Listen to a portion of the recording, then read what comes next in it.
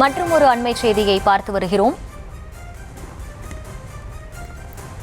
SIR பணிகள் காரணமாக திருக்கோவிலூரில் கிராம உதவியாளர் தற்கொலை செய்து கொண்ட நிலையில் போராட்டம் நடைபெற்று வருகிறது.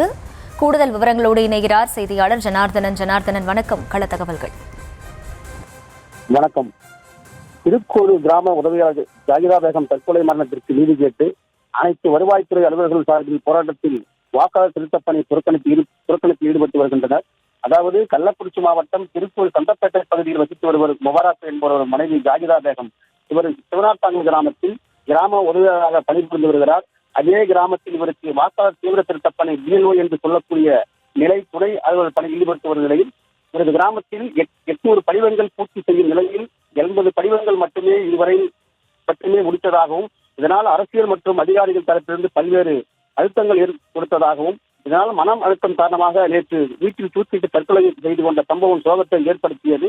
இதனால் திருக்கோவில், கண்டாச்சிபுரம், திருவண்ணைநல்லூர், வானாபுரம் உள்ளிட்ட பல்வேறு வட்டத்தைச் சேர்ந்த வருவாய் நிர்வாக அலுவலர்கள் மற்றும் உதவியாளர்கள் நீதி கேட்டும், நிவாரணம் மற்றும் அவரது குடும்பத்திற்கு பல்வேறு உதவிகள் கேட்டும் பணியை முழுவதுமாக புறக்கணித்துவிட்டு போராட்டத்தில் ஈடுபட்டுள்ள சம்பவம் பரபரப்பை ஏற்படுத்தியுள்ளது. விவரங்களுக்கு நன்றி ஜனார்தனன்.